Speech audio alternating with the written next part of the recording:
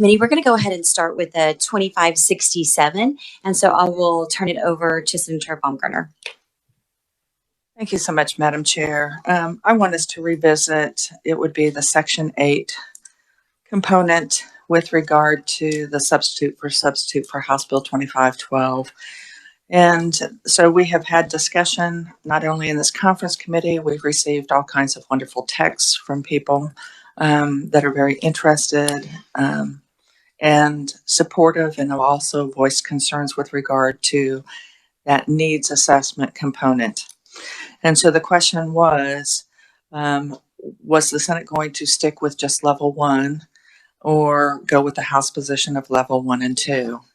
So I want to tell you that one of the things that I appreciate about this process, and I know sometimes it's difficult to find what can we appreciate about a conference committee process because it gets a little mucky.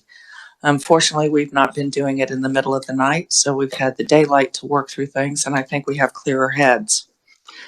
What I really appreciated was receiving the information from the Department of Education with regard to the ESSA plan.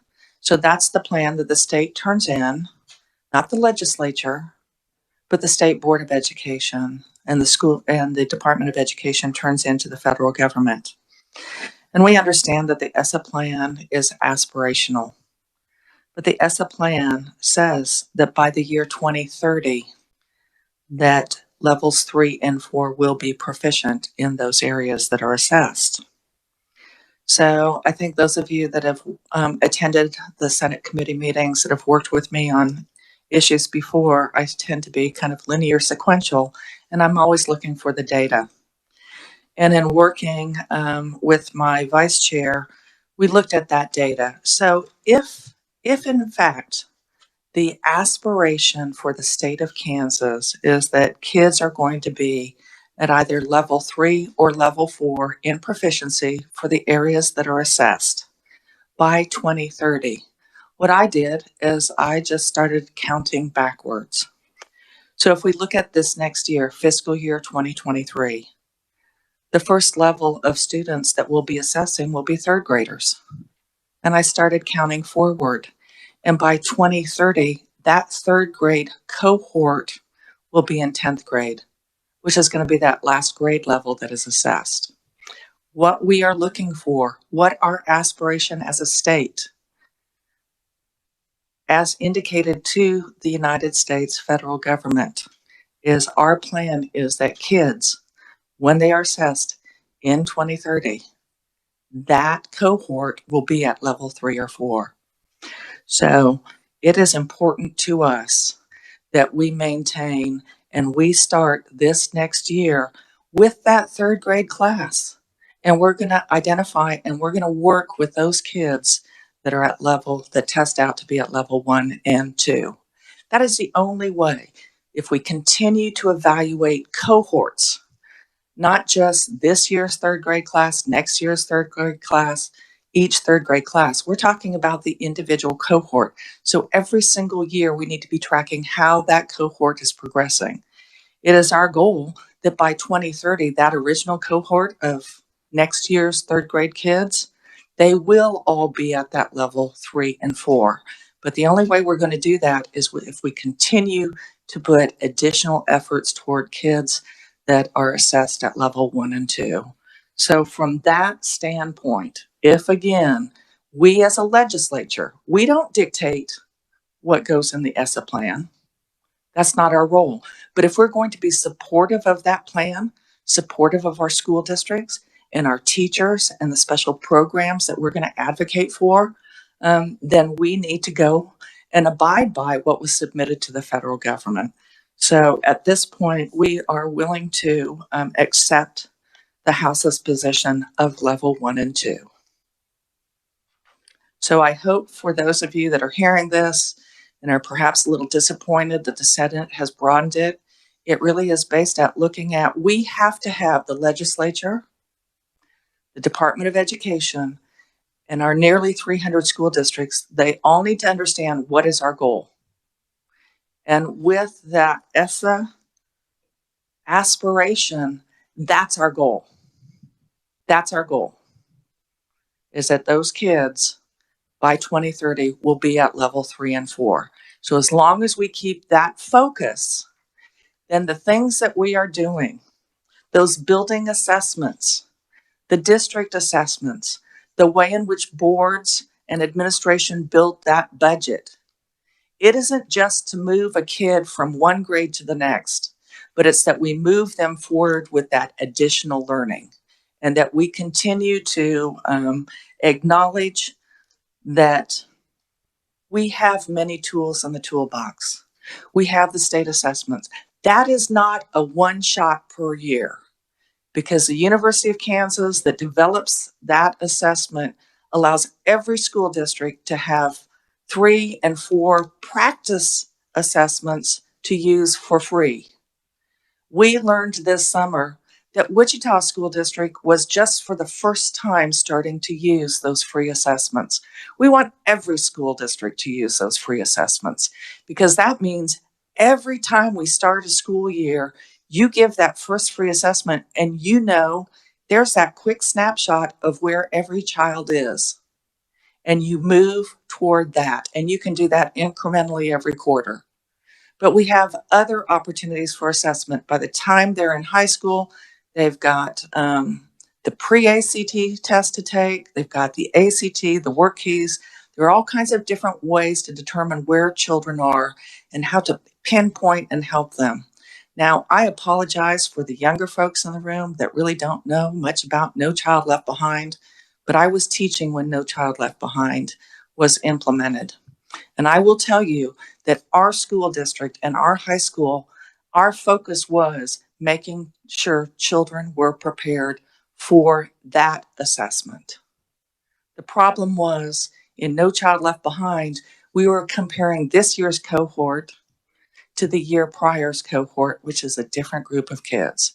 And from those of you that haven't sat in the Senate education, that's like comparing the height of this year's kids to the height of last year's kids. It's different kids. That's not an appropriate comparison.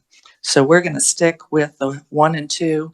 And I hope that school districts won't, this is not a punishment.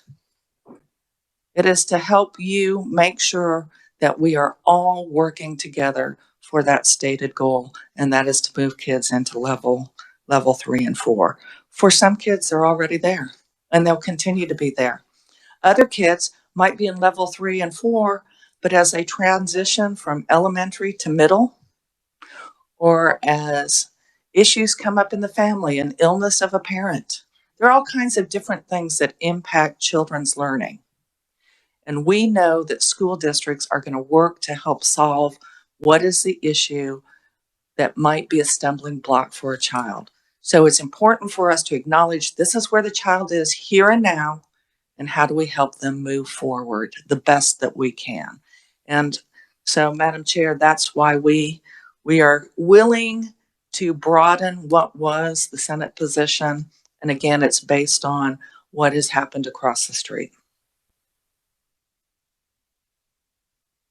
I'm thinking you'll accept that. Yes, let me think about that. Yeah. Yes, the House will accept our House position on that. We appreciate that. And we appreciate the fact that you went back and checked with the ESSA. And I do really like the consistency of it. So, yes. Other items? I think that we did clarify with regard to the issue of the Johnson County Research Triangle and the language for that. We are not going to move forward on that as far as any type of a recommendation, and here's why. It's not had a hearing. There's been conversations on the phone. There was a motion at the rail. We're now changing the language from the motion that occurred on the rail, at the rail 2 days ago. So we do believe there's an opportunity for that to kick right back where it belongs, and that's the Board of Regents.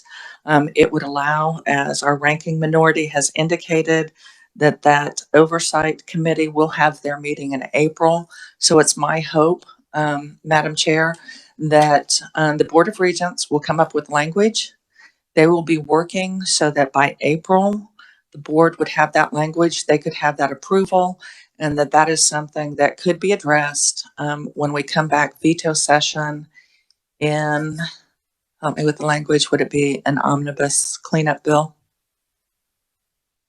And so I really don't, I see that that is the solution. That is what has been urged from our leadership. All right, we appreciate that. No response, of course, at this time.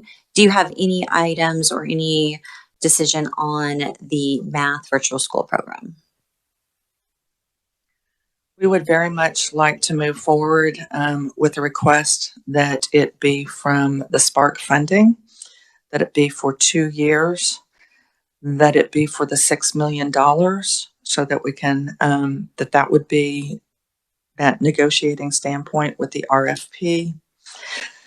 And the thought is that we would then have, next year, we could start to have some data coming in. By next legislative session, we would definitely be hearing that an RFP had been completed, how many school districts were implementing, how many had their own. I've not seen actual data that indicates of our nearly 300 school districts, how many have their own math program that fits the criteria. But I think that helps us move forward. Again, looking at that goal of moving kids from level 1 and 2 up to 3 and 4, it is appropriate because we know there's been significant impact, particularly with math in children's learning during COVID, and this back and forth between in-class, hybrid, face-to-face, everyday, masks, etc. Push that all out of the way, and here's a program that's going to be available for all schools. After that 2 years of implementation, it allows that opportunity for specific feedback from school districts, but also either renewing a license that's been used predominantly statewide or opening an additional RFP. So it really will give us 2 years worth of information. I'm assuming we're probably going to have some interim committees. So in the summertime, we would be able to have some sense of the end of next school year, how assessments are after the implementation of the program. We would continually be able to have some feedback as far as how that's working with school districts. We might even have some school districts that have their own program that decide to switch, or perhaps have 2 programs available. I know there's a concern that one of the programs that's already been being utilized by some school districts doesn't have the multiple language opportunity. And so I think you might have some school districts that want to use more than one math programs, one that they already have, and maybe the additional one through the Spark money. So on that particular item, the House is holding firm. We've actually discussed it. We're holding firm, and here is the House position on the math virtual school, that when you have more than 50% of your students that are not proficient, then we want those school districts to have buy-in. We want them to have skin in the game. We want to incentivize improvement. And the way we can incentivize improvement is that they would no longer have to fund this program. They would be exempt from it because they have moved their kids above more kids in the positive side of the spectrum. So at this time, we will go ahead and hold our position because we actually believe it's an incentive for schools to improve their outcomes for math. And we desperately need to improve outcomes for math. I guess my only counter would be this. One of the interesting things is that it's never just we got it done this year. Because next year you have a new cohort of third graders in middle school, and I'll go particularly to high school. In high school, you are moving from algebra perhaps to geometry.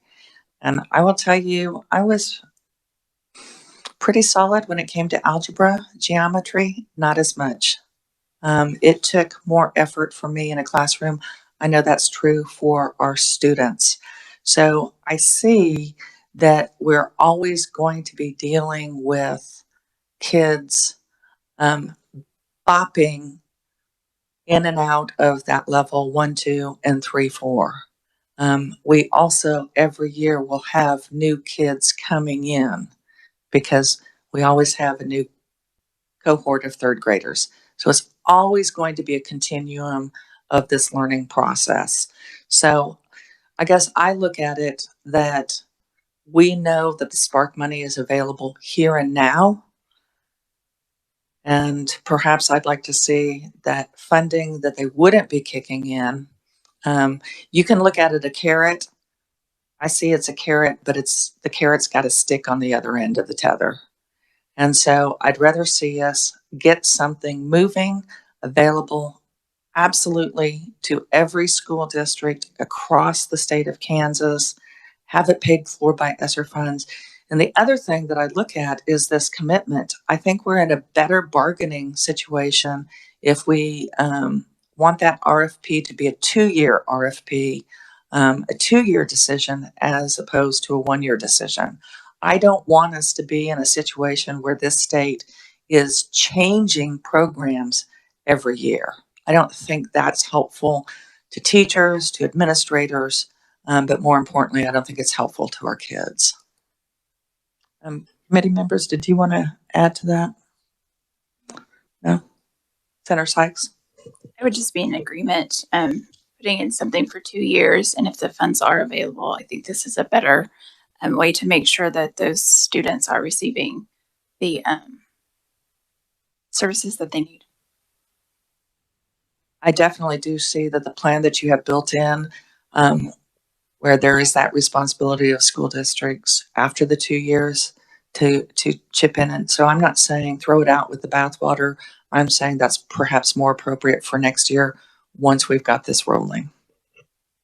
Okay, so to sum up where we are, pretty close to where we were before we stepped in. However, there was one change or update. So the outstanding, we have House Bill 2747, the Johnson County KSU Triangle, the math virtual schools in terms of where does the funding come from. And then we also have a residency question related to the Promise Act. Are those the only outstanding items that the committee, Senator? Those are those outstanding items for that particular bill. We also have the issue with regard to the Parents' Bill of Rights. That would be Senate Bill 496 that we were wanting to move into Senate Bill 58 shell. And you did provide us with a 2-page attachment. I was curious if there is language that perhaps could be tightened up with regard to attachment 2, just very specific, because I think it was mentioned 2 different surveys or questionnaires. And I was wondering, can we tighten it up? Is it possible to tighten up that language so that we could be more clear on the survey or questionnaire? Because we do indicate, let's see, so this would be under 1C, the name of the company or entity that produces or provides the test, questionnaire, survey, or examination. So obviously the state assessments, we're not going to give a copy of that assessment to parents. So if there are other questionnaires or surveys that are very specific, is there a way to be a little bit more specific on this language? And I would tell you that I think some of us have shared concerns, even though it's already in statute, the parents can opt their children out of certain surveys and questionnaires. I think what happens in practicality is parents enroll their students. They're given about 20 pages that they either physically have to sign or online they have to sign off on, and they don't have a sense of the types of questionnaires or surveys that they would receive. One of those I know I administered as a high school instructor, and it was I believe it's Communities That Care survey. And for those of you not familiar with that questionnaire, that takes, if you were going to do it honestly, it would take a student about an hour and a half to do. But those questions are incredibly intrusive, very specific. I cannot I cannot emphasize that kids of certain ages doing that particular survey, I had a group of kids that are like huffing. I didn't realize that I could use that at home and start doing it. And all of a sudden, they were interested in something they'd never even heard of before. And the way that idea was planted in their mind was because it was on a survey that they were taking in the classroom. Having served on the statewide bullying task force, we heard from principals and superintendents they didn't like it, and here's why. It collected data about bullying, it collected data about suicidal ideation, drug abuse, alcohol abuse. And what happened is the data was collected on the survey, it was put in an envelope, it was sent to Greenbush, and there was no way that they, as school administrators, could respond to any active issues going on with students because they didn't know it was happening. The way they found out about it would be the next year when they got the survey results. That's not helpful in addressing mental health issues, addiction issues, kids being at risk with perhaps abuse issues. If all it is we are going to put it in an envelope, mail it away, and wait for the results the next year. That doesn't help. So I would like us to find language that we could tighten up and be very specific about that. I am concerned a little bit about a copy of the test or an exam because I don't see as a faculty member, no, I didn't let kids know when we were going to have a pop quiz. I didn't give parents a copy of the exam until after the test was administered. Everyone in the class had taken it. That would be for the purple section and the white section because we were on block scheduling. So you don't give people copies of the exam until they've completed it and you've graded it and made adjustments. So I'm a little concerned about that language. Senator, let me go ahead and respond to that. Okay, I have a potential suggestion that would probably resolve that issue. It is under Section 3. It does state that it is KSA 726316, and that relates to questionnaire surveys or examinations contained any question about their personal and private attitudes, values, beliefs, or practices. However, I think to make it abundantly clear so it's not misinterpreted by an individual, a school board, a student, a teacher, we could put, Nick, Tamara, that lower on number 1 or A, we could say specifically excluding academic testing or something of that nature. So it shows the exclusion, so there can't be any misinterpretation. The wording would be subject to whatever legal language you think would best apply, so that we would, because the intent was not quizzes or tests that were academic. It would be purely the social emotional learning tests that are related to the curriculum that's being taught in our regular classes.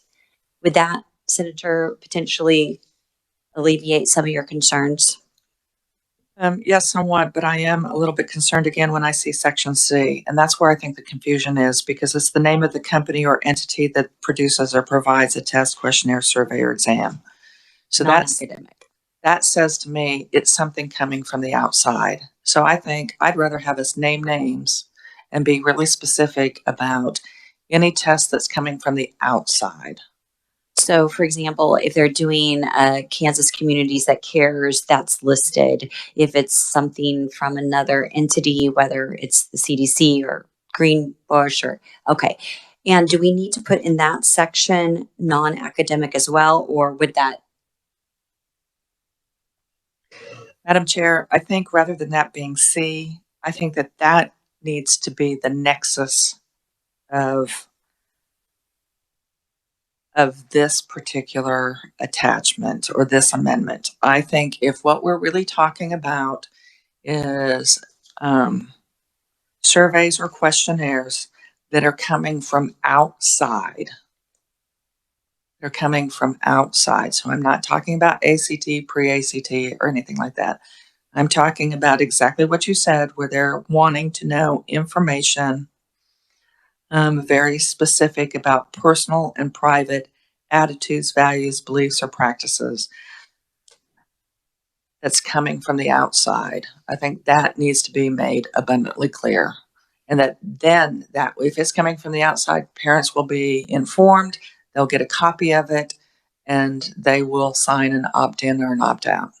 Okay, so there are current situations right now in school districts where social workers are drafting their own surveys and they're drafting their own curriculums and they're taking them into our elementary schools.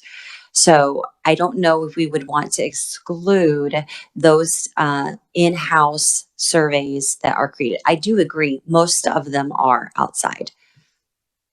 And in that context, those have nothing to do with what's going on in the classroom. Actually, they do. The social workers are using data, crafting surveys, giving them to the children, and especially our elementary kids I'm concerned about.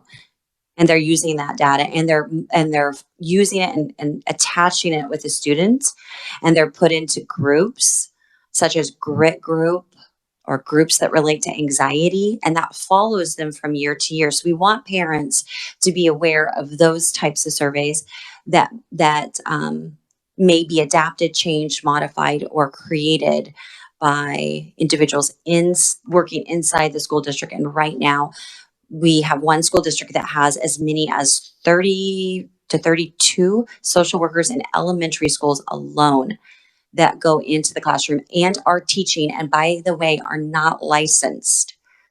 And they're teaching lessons and creating surveys. So we might need to have something that would encompass both thoughts.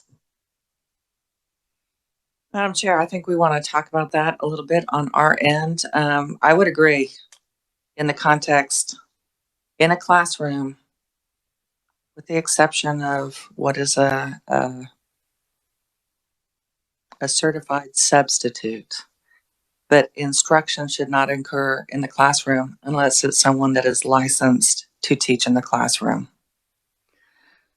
Surveys, if they are being done by social workers and classroom time is being used for those surveys, I do have a problem with that. So again, that gets into this as a non-academic.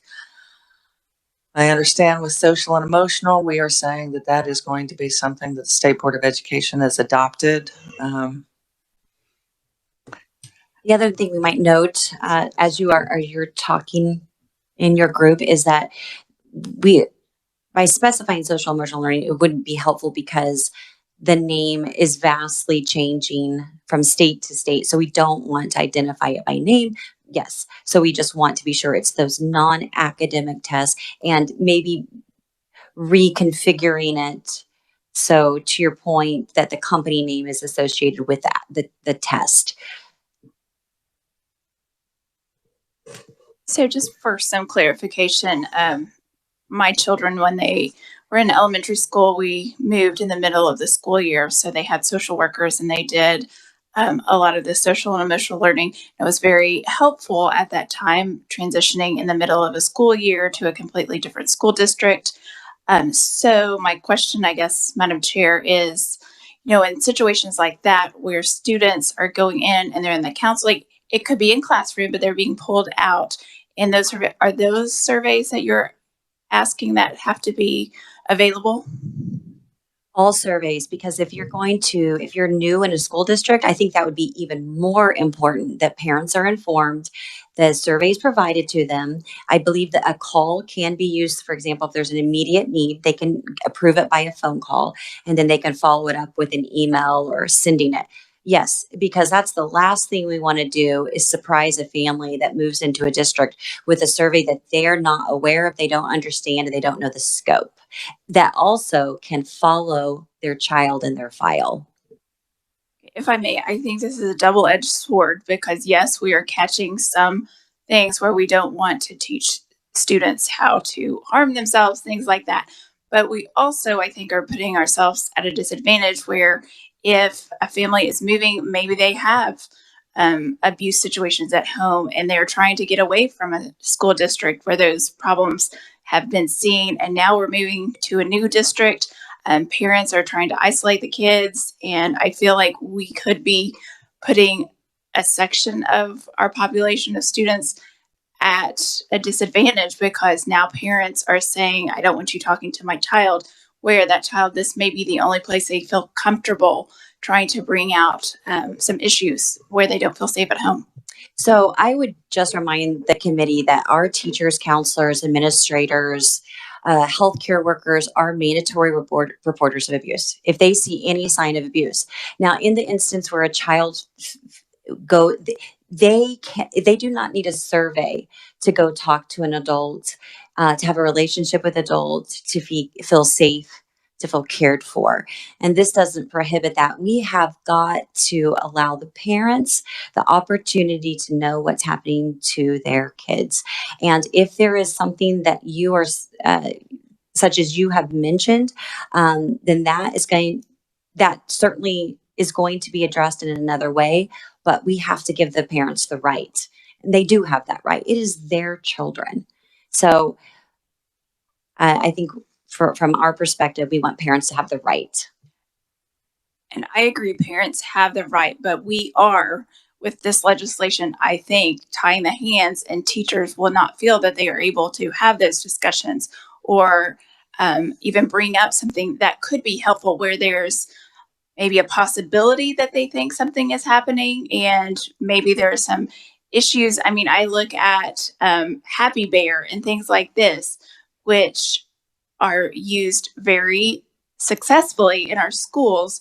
And this may be a way that we're blocking that. And so I think we are putting our children at risk. Just to remember, counselors can talk to kids, teachers can talk to kids, administrators can talk to kids. We're talking about surveys. And if the Happy Bear is, a good survey that can be sent to the parent right away, they can call the parent right away. They can phrase it in any way they think is best and healthy for them. This does not prevent counseling. Kids were counseled long before surveys were a thing. And we were identifying problems long before surveys. Surveys are not And the I agree. answer. But the language here is no test, questionnaire, survey, or examination. I think this social workers could see that if I'm talking, this is a oral examination. I think the language is questionable. If I might, I think that we will work on this. One of two things will happen. Either we can come up with quickly some language that can be agreed upon, or we won't. So I think that we are at a stopping point. All right, Madam Chair, would you like then to just be in touch and we will find a time later this afternoon to meet? Yes, do you know anything about when you're back on floor? 2:00. Okay. Have we heard anything from the Senate side? Okay. Could we try for 1:30? That would work for the House. Okay. Let's do that. Thank you.